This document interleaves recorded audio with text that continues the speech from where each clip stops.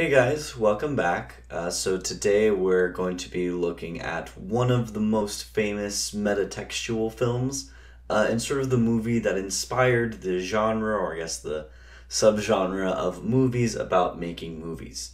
And that would be Federico Fellini's Italian classic, Eight and a Half, which is number 140 in the collection, and one of the more special films to me. If you saw my Criterion Collection review, you might have noticed that there was a section that was unfortunately cut out, where I originally was going to use a special feature from this release where Terry Gilliam talks about his love and appreciation for Eight and a Half. Unfortunately, Terry Gilliam is a horrible person, and I don't want to respect his opinions if I don't have to. That sentiment still touches on my experience with Eight and a Half. It was one of the first films that truly challenged me. It was one of the first Criterions I got, and I knew its legacy. I knew it was important. Of course, I had seen it referenced places, not only in other films, but just in essays and whatever else.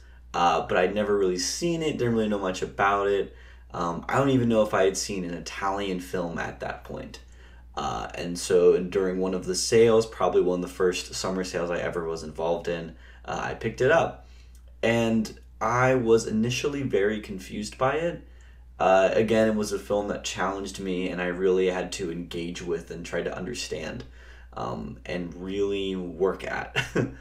And of course, these supplements here really helped out, which I will touch on because this release from Criterion is one of the quintessential Criterion releases. I feel like anytime I say, this is the most packed Criterion release, they give me a new one that's even larger, that even has even more stuff in it. But I feel like I'm getting ahead of myself. First of all, we'll touch on the plot of the film and go into the context, because the context is very important for appreciating Eight and a Half. So Eight and a Half is Fellini's, what he considers to be his 8.5 film, in that he has made, I think the way it works is that he's made 7 films and he's made 2 shorts. So this is why it's 8.5, because he considers the shorts to be like half a movie. And the film follows a director named Guido, who has trouble making his new movie. He has the budget, he has the producers, they're already on location, the script is being worked on, the actors are there, everybody's kind of waiting on him to make a decision. But he has a horrible case of writer's block set on by his own past traumas and experiences, and maybe even a little bit of a depression or just a general creative blockade. So this forces him to sort of recluse or sort of dive into himself. And so while he's dealing with all of these external issues, he is also looking within him to try and deal with his own personal concerns and issues and his own guilt about his own life and his relationships.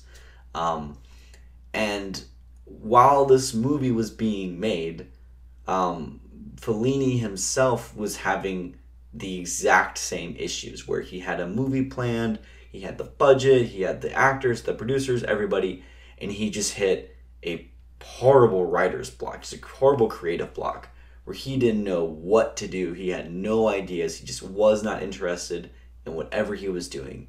And so he had to try and dance around everything to make it work, try new things, throwing it out, just sort of throwing anything at the wall and seeing if it would stick. And then he ultimately made a movie about him.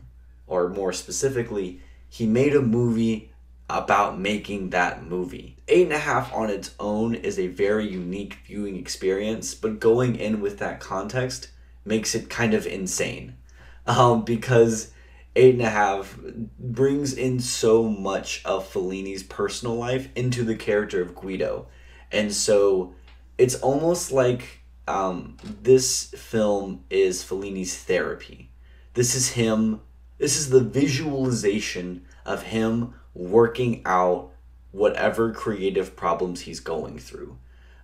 For me, I love this. Later on in the collection, we'll be talking about All That Jazz, which is one of my favorite movies of all time, and one of my favorite aspects of it is how it is like Bob Fosse's therapy session. How these directors, these creatives are using the medium they're most comfortable with to explore any past ideas or guilt or just any emotional things they're working through. And so that to me makes Eight and a Half a very fascinating movie. And luckily, Fellini has a lot of great people working with him to help carry along this idea and ultimately make it work. Because he has amazing actors with who plays Guido, Marcello Mastroianni. I probably said his name wrong, and I apologize, but he's fantastic as Guido. He's able to portray this sort of like cool, laid back, nonchalant attitude, but then when the time comes to be more emotional, to be more active, especially in the dream sequences or in the imaginative sequences, he is full force. He's 100% there and absolutely nails it. The supporting characters are great and memorable. There's so many producers and actors and just people in Guido's life that really stand out, and sort of show the wild cast of characters that are involved on set and all the weird situations that they can get into. And what helps sort of present these characters and make them so memorable is the filmmaking and the cinematography, which is gorgeous. It can go from these dreamlike, floaty camera movements and experimental lighting and just crazy shots to more normal, laid back, traditional framing and shooting, and still feel like it's a part of the same movie. It never feels out of place. It simply works. It's sort of a miracle of a film. I apologize if it sounds like I'm rambling. Eight and a Half is such a bizarre, fascinating movie that is sort of more fascinating to discuss and dissect and analyze than it is to necessarily watch. And I think that's one of the main issues with the film, which it's hard for me to even complain about because it's like, it's not exactly the point. But I feel like the pacing is definitely off in Eight and a Half, where it goes on tangents. There's not really a plot. It's very floaty. It's very wishy-washy, I guess, where I'm engaged in the beginning, I'm with it, and then when I start losing interest, that is when Guido's wife is introduced, and I find a new interest in the film and see where it wants to go. But then after, like, near the 2-hour point, when there isn't even that much time left, right? Like, we're almost at the end. I really do a lot of interest, even though it is reaching its conclusion. It's reaching its chaotic finale. And I think that can make Eight and a Half a difficult watch sometimes, because if you were not invested in Guido, in Fellini, in just the art of filmmaking, I don't know if this movie would work for you. But I also don't know if that's the point. It's kind of a feat that the movie even works at all, that they were able to take so many disparate parts and elements and tangents and ideas and put them together into a narrative. It's kind of amazing. And what holds the narrative together is Guido's character and sort of seeing how he's going to respond to all these people and all of their problems, and seeing everything mount and get larger and bigger and more scary in terms of what he has to deal with, and seeing him process all of that. And while he's never actively processing it, we are seeing his mindset through his dreams, which the dream sequences are some of the best in film history and some of the most iconic. Most famously, there is the opening dream sequence, which is this very scary, fascinating, and just bizarre sequence. And throughout the film, we get many more of these dream sequences, some that even mix in with reality, like when near the beginning, Guido is going to get water from a water fountain or from a spring, and there's this woman who sort of enters the scene and seems to almost be floating throughout the location, and it's his imagination running wild. It's a fascinating, beautiful looking movie. And the dream sequence I remember the most, and I think maybe one of the more fascinating ones, is when Guido sort of imagines this sort of idealistic, ridiculous harem almost, where every woman in his life lives in this area church. I don't really know what to call it. And they all take care of him and are like fawning over him, and he has these horrible rules and treats them terribly, and is almost wants to be treated like a king, like royalty, to be loved by these women, but not to necessarily be respected or to have an actual relationship with them. One of them says, I don't want to be kicked out of the harem. I'm only 27, but if you reach a certain age, you're kicked out of the harem, and it just causes chaos. And it was in this moment that I realized 8.5 isn't really a movie about making a movie.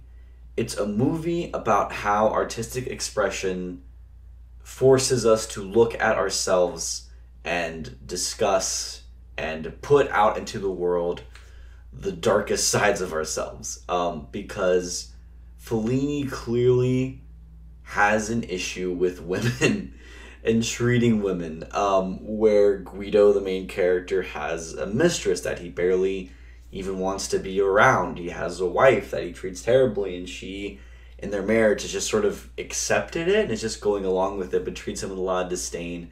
And the other women in his life are so diverse and crazy and just all over the place, and yet in this idyllic situation, which I'm not even sure if this is what's meant to be, these women have been reduced down to like base elements, and the dream sequence shows almost like how these women, even in an ideal harem, even in a utopian world, there would still be conflict and issues because of Guido and his hypocrisy and his lack of respect for women most of the time. It on that level, 8.5 really fascinates me, and it's fascinating to discuss and talk about because it gives us a very intimate and at times unflinching look at Fellini and how he feels about himself and his past experiences.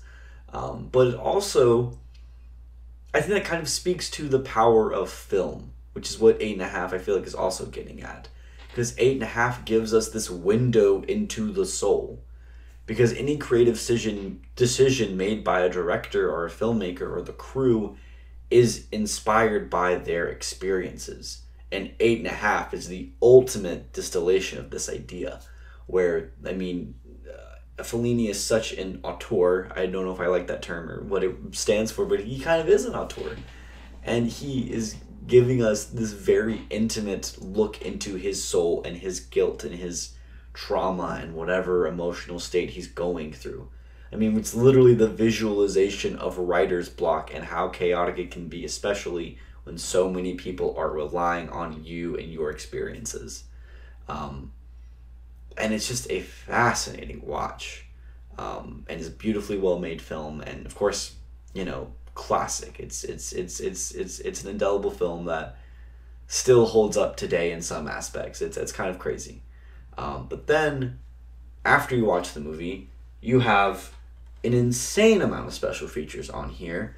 I'll just go down the list. Honestly, we have the introduction by Gilliam. We have a commentary we have the commentary track. We have a documentary by Fellini about himself called Fellini: A Director's Note. We have an entire feature-length documentary just about the original ending for 8.5 that's been lost, and sort of discussing how that happened. We have a 48 documentary about the composer for the film who worked with Fellini for a long time. We have interviews with multiple different people who are sort of fans of Fellini and sort of want to discuss and talk about him. And then you get this great booklet that includes excerpts from Fellini's autobiography, essays from critics and other writers. And it's a very poignant, equally meta look at 8.5, the production, and sort of why it's impactful, especially at the time and in terms of the medium of film. So one thing I will say, though, the reason I'm not going into more detail about these special features is, unfortunately, there's something wrong with my disc where when I got to the end of 8.5, the film started pausing and breaking, and it was oh no. And then anytime I tried to watch a special feature, it would do the exact same thing. So it would pause and then start up a few seconds later, and it was near impossible to actually watch the special features, unfortunately. So there might be an issue with the disc or with my PlayStation 4 where I play my Blu-rays. I don't know. So unfortunately, I can't give you a more fuller